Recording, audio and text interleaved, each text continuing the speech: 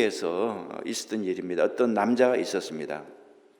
이 남자가 매일 조깅을 했습니다. 근데 하루는 동네를 돌다가 어느 집에 오래된 나무로 된 문을 하나 봤는데 거기 한문으로 글자가 붙어 있었습니다. 이런 글자가 붙어 있었어요. 다 마늘 다자에 안일 불자 있을 유자 대 시자.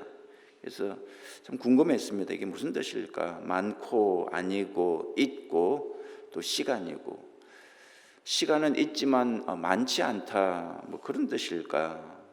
이 글을 적은 분은 분명 학식이 풍부하고 인격이 고매하신 분일 거야. 이분을 만나 뵙고 가르침을 받아야지 생각을 했습니다. 그래서 그 집 문을 두드렸죠. 그러니까는 어떤 할아버지 한 분이 나왔습니다. 그래서 물어봤습니다. 이게 제가 이 문장을 읽고 감동을 받았는데 무슨 뜻입니까? 그렇게 물어보니까 그 할아버지가 하시는 말씀이 참 젊은 사람이 무식하구먼 그러면서 영어로 화장실이란 뜻이야 그랬습니다. 화장실. WC 몰라? WC. WC 아세요? 모르세요? WC. 이 정도 한자는 해석을 해야 나중에 화장실 찾을 때 도움이 됩니다. WC. 2020년 신년 새벽기도 나오신 여러분 모두 주님의 이름으로 환영하고 또 축복합니다. 이번 신년 특세 주제는 우리 교회 표어입니다. 나는 죽고 예수로 사는 교회. 한번 따라해 보시겠습니까? 나는 죽고 예수로 사는 교회. 오늘 첫 번째 시간인데 오늘의 주제는 성령을 받아야 내가 죽는다입니다. 성령을 받아야 내가 죽는다. 우리 옆에 분하고 이렇게 인사 한번 하죠. 성령을 받아야 내가 죽습니다. 이렇게 인사 한번 하죠. 성령을 받아야 내가 죽습니다. 성령 받지 않고는 절대로 내가 죽지 않습니다. 여러분 1절 한번 다시 보시면 오순절 날이 이미 이름에 그들이 다 같이 한 곳에 모였더니 이렇게 되어 있습니다. 우리가 잘 아는 그 오순절 다락방에 제자들이 다 모였습니다. 오순절은 예수님이 부활하신 지 50일째 되는 날을 뜻합니다. 예수님은 부활하신 후 40일간 세상에 머물다가 성천하셨죠. 따라서 오순절은 성천하신 날부터 따지면 이제 10일째 되는 그런 날이죠. 이때 모인 제자들의 숫자가 한 120명이었다고 사도행전 1장 15절은 기록하고 있습니다. 120명의 성도들이 약속하신 성령을 기다리며 합심해서 기도할 때 성령이 임하셨다는 거죠. 예수님이 성천하시면서 제자들에게 마지막 당부를 하셨습니다. 뭐라고 당부하셨냐 그러면 예루살렘을 떠나지 말고 약속하신 것을 기다리라 그랬습니다. 예루살렘을 떠나지 말고 약속한 것을 기다리라. 약속한 것이 무엇입니까? 그것이 바로 성령입니다. 성령을 약속하셨습니다. 요한복음 16장 7절에도 보니까 보세요. 내가 떠나가는 것이 너희에게 유익이라. 내가 떠나가지 아니하면 보혜사가 성령이죠. 보혜사가 너희에게로 오시지 아니할 것이요. 가면 내가 그를 성령을 너희에게로 보내리니. 그러니까 성령을 보내주시겠다고 예수님이 분명히 약속을 하셨습니다. 누가복음 11장 13절에 너희가 악할지라도 좋은 것을 자식에게 줄 줄 알거든 하물며 너희 하늘 아버지께서 구하는 자에게 무엇을? 성령을 주시지 않겠느냐 그랬습니다. 구하는 자에게 성령을 주시지 않겠느냐. 성령은 예수님이 성도들에게 약속하신 것입니다. 뭐 한두 번 약속하신 것이 아니라 여러 번 반복해서 약속을 하셨습니다. 여러 번 반복을 하신 이유는 그만큼 중요하다는 뜻이죠. 중요하니까 꼭 성령을 받아야 된다. 왜 성령이 중요할까? 그런 생각 해보셨습니까? 왜 꼭 성령을 받아야 될까? 성령 받지 않고는 영적인 전쟁에서 이길 수가 없기 때문입니다. 인간의 힘으로는 사탄을 이길 수 없습니다. 인간은 육이고 사탄은 영인데 육이 어떻게 영을 이길 수 있겠습니까? 성령을 받아야 하나님의 능력으로 사탄을 대적하고 사탄을 내쫓을 수 있는 거죠. 그래서 제자들이 성령 받기 전에는 귀신을 내쫓지 못했습니다. 근데 성령을 받고 나서 귀신들을 담대하게 내쫓을 수 있었죠. 제자들도 처음에는 성령이 뭔지 몰랐습니다. 그게 뭐 먹는 건지 입는 건지 전혀 몰랐어요. 옛날에 시골에 전등불이 처음 들어왔을 때 그 불을 끄기 위해서 밤새 불었다는 말이 있지 않습니까? 아버지 혼자 불어서 안 되니까 온 가족들이 다 모여서 밤새 불어도 꺼지지 않았습니다. 그 당시 시골 사람들은 이 전등이 전기의 힘으로 켜진다는 사실을 몰랐던 거죠. 예수님의 제자들도 성령에 대해서 그만큼 몰랐습니다. 성령이 먹는 건지 입는 건지 전혀 아는 게 없었습니다. 하지만 예수님이 받아야 한다고, 성령을 꼭 받아야 한다고 말씀을 하시니까 정말 순종하는 마음으로 성령 주시기를 기다렸던 거죠. 여러분과 저도 성령에 대해서 잘 몰라도 상관이 없습니다. 예수님이 꼭 받아야 한다고 말씀하시니까 믿음으로 구하시기 바랍니다. 오늘부터 우리 토요일까지 6일간 기도하실 때 성령을 구하시기 바랍니다. 믿음으로 예수님이 받으라고 말씀하셨으니까 겸손하게 순종하는 마음으로 성령을 구하시기 바랍니다. 예수님의 제자들도 그냥 순종하는 마음으로 구하니까 마침내 성령이 임했습니다. 성령이 임하는 장면이 2절부터 나오는데 한번 보시죠. 호련히, 갑자기 그런 뜻입니다. 전혀 예상치 못했는데 호련히 하늘로서부터 급하고 강한 바람 같은 소리가 있어 저희 앉은 온 집에 가득하며 불의 혀처럼 갈라지는 것들이 그들에게 보여 각 사람 위에 하나씩 임하여 있더니, 하나씩, 각 사람 위에 하나씩, 여러분 머리 위에 하나씩 임하여 있더니 그들이 다 성령의 충만함을 받고 성령이 말하게 하심을 따라 다른 언어들로 말하기를 시작하니라 그랬습니다. 성령이 뭔지도 몰랐지만 믿고 구하니까 성령이 각 사람 머리 위에 임했다는 거죠. 그리고 성령을 받고 보니까 능력이 나타났습니다. 여러분, 성령의 능력이 무엇인지 아십니까? 성령의 능력. 성령의 능력은 예수님이 약속하셨던 그대로였습니다. 사도행전 1장 8절 보시죠. 읽어볼까요? 오직 성령이 너희에게 임하시면 너희가 권능을 받고 예루살렘과 온 유대와 사마리아와 땅끝까지 이르러 내 증인이 되리라 그랬습니다. 성령을 받으면 권능이 생긴다. 권능이 무엇입니까? 파워입니다. 힘을 뜻합니다. 성령을 받으면 영적인 힘이 생긴다는 거죠. 예루살렘과 온 유대와 사마리아와 땅끝까지 복음을 전할 수 있는 힘이 생긴다는 거죠. 여러분 가운데 힘이 없고 능력이 없어서 복음을 전하지 못하는 사람은 꼭 성령을 받아야 됩니다. 성령을 받으면 전도의 힘이 생기는 것입니다. 여러분, 베드로같이 무식한 어부가 성령을 받고 나서 하루에 3,000명씩 전도를 하지 않았습니까? 이것이 바로 성령의 능력이 있죠. 그 시카고의 무디 선생은 초등학교밖에 졸업하지 못한 사람이었습니다. 그런데 성령 받고 그 다음부터는 수십만, 백만을 전도하는 사람이 됐다는 거죠. 여러분, 성령이 뭔지 잘 몰라도 괜찮습니다. 예수님이 꼭 받으라고 말씀하셨으니까 안 받으면 큰일 나나 보다 생각하고 성령을 받으시기 바랍니다. 그런데 성령 받는 것은 두 가지 단계가 있습니다. 첫째 단계는 예수님을 주님으로 고백하는 단계가 있습니다. 예수님을 나의 주님으로 고백하는 단계. 고린도전서 12장 2절에 나오죠. 읽어볼까요? 시작. 성령으로 아니하고는 누구든지 예수를 주시라 할 수 없느니라 그랬습니다. 성령께서 내 속에 들어와야 예수님을 주님이라고 고백할 수 있다는 거죠. 요한일서 4장 2절도 보세요. 하나님의 영은 이것으로 알지니, 성령은 이것으로 알지니 곧 예수 그리스도께서 육체로 오신 것을 시인하는 영마다 하나님께 속한 것이요 그랬습니다. 우리를 구원하기 위해서 육신으로 오신 독생자 예수 그리스도를 주님으로 시인하는 사람은, 고백하는 사람은 성령을 받은 사람이다, 그런 뜻입니다. 여러분은 예수님을 주님으로 믿으십니까? 여러분이 정말 예수님을 나의 주님이라고 고백하실 수 있다면 여러분은 다 성령을 받은 사람입니다. 성령이 아니고서는 예수님을 주님으로 고백할 수 없습니다. 이거는 억지로 되는 게 아닙니다. 이거는 성령께서 나에게 임재하시고 가르쳐 주셔야 예수님을 주님으로 믿을 수 있고 고백할 수 있는 거죠.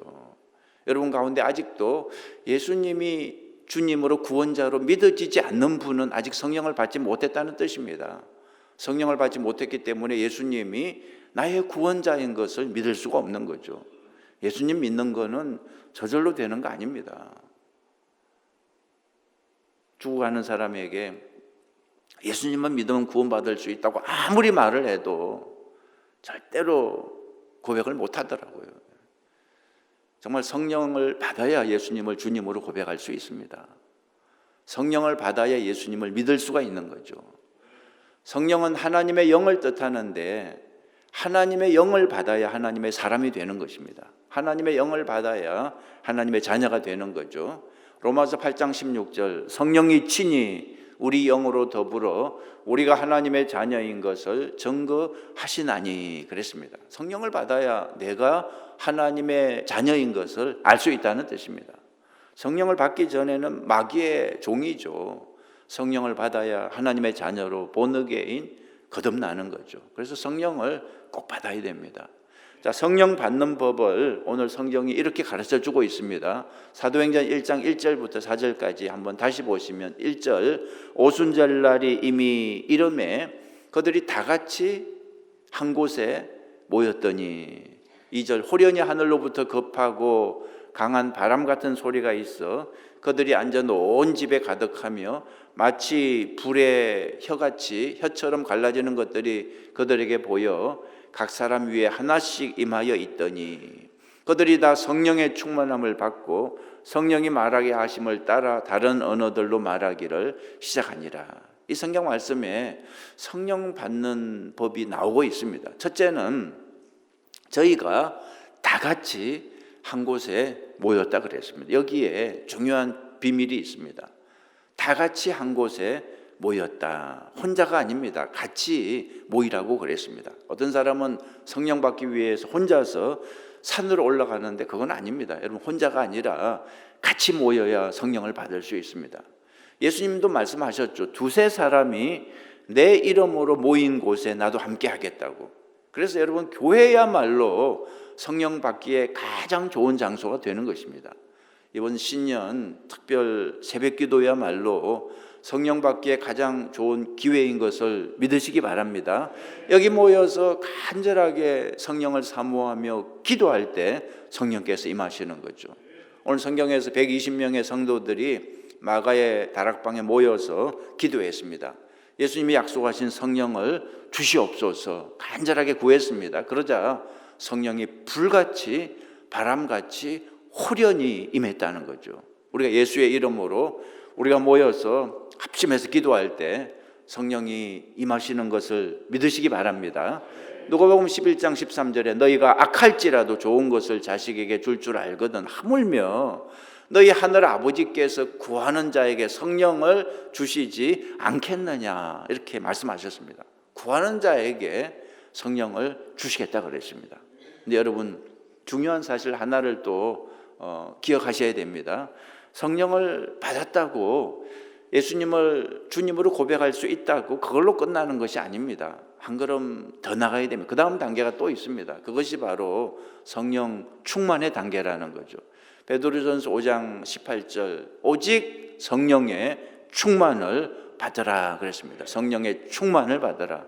성령 받고 나는 예수님이 주님인 거 아니까 나는 내가 하나님의 자녀인 거 아니까 거기서 만족하지 말고 성령 충만을 구하라는 거죠.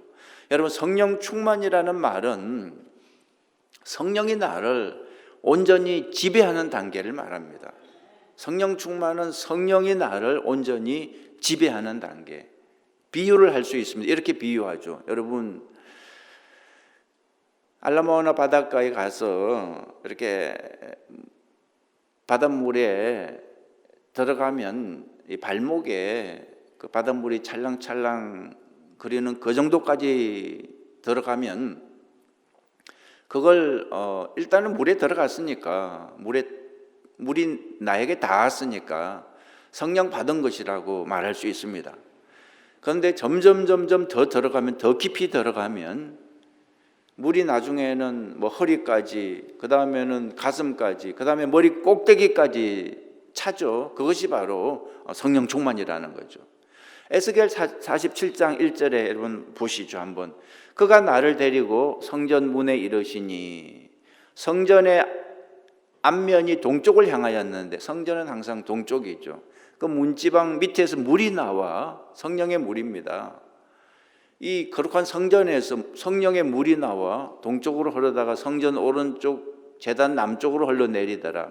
그가 또 나를 데리고 북문으로 나가서 바깥길로 꺾여 동쪽을 향한 바깥문에 이르시기로 본적 물이 그 오른쪽에서 서며 나오더라. 3절, 그 사람이 손에 줄을 잡고 동쪽으로 나가며 천척을 청량한 후에 내게 그 물을 건너게 하시니 물이 발목에 오르더니, 그죠? 이게 처음 단계입니다. 물이 발목에 차는 그 정도가 이제 성령을 받는 단계죠. 다시 천척을 청량하고 내게 물을 건너게 하시니 물이 무릎에 오르고, 다시 천척을 청량하고 내게 물을 건너게 하시니 자꾸 건너가야 됩니다. 물이 허리에 오르고 자꾸 들어가야 됩니다. 여러분 이제 됐다고 생각하지 마시고 계속 들어가셔야 됩니다. 다시 천척을 청량하시니 물이 내가 건너지 못할 강이 된지라. 그 물이 가득하여 헤엄칠 만한 물이요 사람이 능히 건너지 못할 강이더라 그랬습니다. 여러분, 물이 내 발목에 찼을 때 하고 물이 내 허리에 찼을 때 하고 몸이 움직이는데 차이가 있습니다. 그죠? 발목에 찼을 때는 거의 내 마음대로 움직일 수 있습니다. 거의 내 마음대로 움직일 수 있어요. 그러나 허리까지 차면 이제 쉽지 않습니다. 내 마음대로 움직이는 게 쉽지 않습니다. 근데 마지막에 물이 머리 꼭대기까지 가득 차면 어떻게 될까요? 물이 내 머리 꼭대기까지 가득 차면 어떻게 될까요? 잘 모르시면 한번 들어가 보세요. 알라모나 바다에 가서 완전히 머리 꼭대기까지 찰 때까지 한번 들어가 보세요. 그러면 죽습니다. 죽습니다. 내가 죽습니다. 여러분, 성령 충만이 바로 그렇습니다. 결국은 내가 죽는 겁니다. 성령 충만은 내가 죽는 겁니다. 내가 죽고 누가 사는 것입니까? 예수 그리스도가 사는 것입니다. 갈라디아서 2장 20절, 2020년에 220이네요. 2020년이네. 저기 공 하나 들어갔다고 점을 220, 2020년이네요. 지금 보니까 그렇네요. 그죠? 2020년에 하나님은 우리에게 주시는 말씀입니다. 그런즉 이제는 내가 사는 것이 아니요 오직 내 안에 그리스도께서 사시는 것이라. 갈라디아서 2장 20절은 앞으로 죽어도 못 잊어버릴 것 같아요. 2020년. 그죠? 그런즉 이제는 내가 사는 것이 아니요 오직 내 안에 그리스도께서 사시는 것이라. 성령이 충만하면 옛사람이 죽게 됩니다. 그래서 성령 충만한 사람은 누가 시비를 걸어도 별로 반응이 없습니다. 육신이 죽었기 때문에. 여러분, 지난 주일 설교 말씀 기억하십니까? 내가 죽는 것은 내 육체가 죽는 것이라 그랬습니다. 내 자아가 죽는 거죠. 내 탐심이 죽는 거고 내 정욕이 죽는 거고. 죽은 사람은 반응이 없습니다. 지렁이를 밟았는데 꿈틀했다. 무슨 뜻이라 그랬습니까? 아직 안 죽었다는 뜻이죠. 성령 충만한지 안 충만한지 알아보는 방법은 옆 사람 한 대 쳐보면 알 수 있습니다. 금방 반격이 나오면 살았다는 거고 아무 반응이 없으면 죽었다는 뜻이죠. 사람들이 나를 보고 예수님을 보지 못하는 까닭은 내가 살아있기 때문입니다. 내가 살아있으면 예수님이 보이지 않죠. 내가 죽어야 예수님이 보이죠. 여러분, 예수님을 믿는 그 단계에 머물지 마시고 내가 완전히 죽는 성령 충만의 단계까지 올라가시기 바랍니다. 이 성령 충만에 대해서 조금만 더 설명을 해보면, 이해하기 쉽게 비유를 하면 성령 충만은 이 술 취하는 거하고 상당히 비슷합니다. 여러분, 혹시 술 취해 보신 적 있으십니까? 여러분은 없으시겠지만 저는 청년 시절에 술 취하는 경험이 있습니다. 여러분은 없으세요, 진짜? 술에 취하니까 제일 먼저 나타나는 현상이 첫째, 말이 내 마음대로 되지 않더라고요. 이상하게 또 혀 꼬부라진 소리가 나오고 내가 원하지 않는 말이 내 입에서 나왔습니다.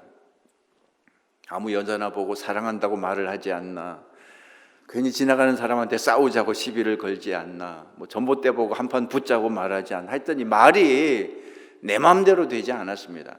두 번째로 나타나는 현상은 몸이 내 마음대로 되지 않았습니다. 나는 똑바로 걷기를 원하는데 발이 삐뚤삐뚤 갔습니다. 나는 가만히 서 있기를 원하는데 몸이 자꾸 흔들흔들 요동을 쳤습니다. 하여튼 술 취하니까 이 말과 행동이 out of control, 그죠? 내가 나를 지배하는 것이 아니라 술이 나를 지배하는 것, 그것이 바로 술 취한 상태입니다. 맞죠? 성령 충만도 마찬가지입니다.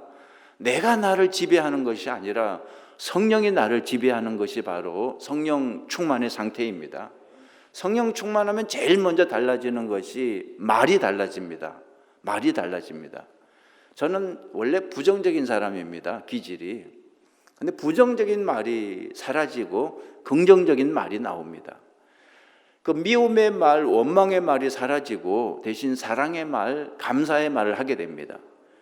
요한복음 3장 34절에 하나님이 보내신 이는, 그 다음에 뭐죠? 하나님의 말씀을 하나니 이는 하나님이 성령을 한량없이 주심이니라 그랬습니다. 성령이 충만할 때 말이 달라집니다. 하나님의 말을 하게 됩니다. 어떻게 저 사람 입에서 저런 말이 나오지? 사람이 달라졌습니다. 성령께서 그런 말을 주시는 거죠. 사랑한다는 말이 어떻게 나오지? 용서한다는 말이 어떻게 나오지? 괜찮다는 말이 어떻게 나오지?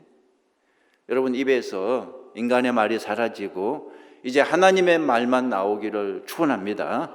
불평이 사라지고 감사가 나타나고 미움이 사라지고 용서가 나타나고, 그 다음에 성령 충만의 결과 몸이 변합니다. 행동이 변합니다. 싸우기를 좋아하고 죄짓기를 좋아하던 사람이 용서하는 사람, 또 예배 드리는 사람으로 변하죠. 내가 하고 싶은 행동을 하는 것이 아니라 하나님이 하고 싶은 행동을 하는 거죠. 자꾸 예배 드리고 싶고, 자꾸 찬송하고 싶고, 자꾸 기도하고 싶고, 자꾸 봉사하고 싶고. 여러분, 성령 받으면 봉사하고 싶습니다. 자꾸 남을 돕고 싶고. 성령께서 함께 하실 때 내가 원하는 일을 하는 것이 아니라 하나님이 원하시는 일을 하게 된다는 거죠. 저는 성격이 원래 도전을 싫어합니다. 내성적이고, 식당에서 음식도 맨날 먹는 것만 먹지 하여튼 새로운 음식에 도전을 못해요. 교회 일도 사실 제 성격은 새로운 일 벌리는 걸 아주 싫어하죠, 성격이. 근데 여러분, 성령 받고 목회를 하다 보면 자꾸 새로운 도전을 하게 돼요. 제가 감남교회를 개척했을 때 기도하는데 하나님께서 그런 마음을 주셨어요. 신문을 통해서 전도를 해보라고 그런 마음을 주셨어요. 그래서 그때 신문을 통해서 계속해서 말씀이 나간 거 여러분도 아시죠? 라디오를 통해서 해보라 그러고 TV를 통해서 해보라 그러고. 개척교회인데 개척교회가 어떻게 그런 걸 할 수가 있어요? 그리고 저 같은 성격이 어떻게 할 수가 있습니까? 그리고 요즘은 또 카톡을 통해서 또 해보라고, 카톡을 통해서 성탄절 예배도 새롭게 해보라 그러고 찬양도 자꾸 새롭게 해보고. 제 성격은 아닙니다. 하나님이 계속해서 새로운 마음을 주시고 도전을 주시는 거죠. 여러분, 교회 일을 내 성격대로 하면 안 됩니다. 제가 새가족 공부 때 항상 말씀드리는 거지만 저는 박수 치는 거 싫어해요. 일어서는 것도 싫어하고 좀 내버려 뒀으면 좋겠어요, 제 성격은. 근데 제가 자꾸 박수 치자 그러고 또 일어서자 그러고, 그죠? 하나님께서 우리에게 주시는 그 마음을 가지고 우리가 예배를 드려야지 그냥 자기 성격대로만 예배 드리면 안 되죠. 나는 죽고 내 성격은 죽고 하나님의 성격이 살아서 일을 하셔야죠. 그죠? 성령 충만하면 말이 달라지고 행동이 자꾸 달라지는 것입니다. 사랑과 용서의 입술이 되고 또 봉사의 전도의 몸이 되시기를 주님의 이름으로 축원합니다. 하여튼 2020년에 갈라디아서 2장 20절처럼 나는 죽고 예수로 사는 여러분 모두가 되시기를 주님의 이름으로 축원합니다. 말씀 마치겠습니다. 2020년 여러분 도전하십시오. 성령 충만을 도전하시고 또 나는 죽고 예수로 사는 2020년이 되기를 원합니다. 그렇게 간절한 소원을 가지고 기도할 때 성령을 부어주실 줄 믿습니다.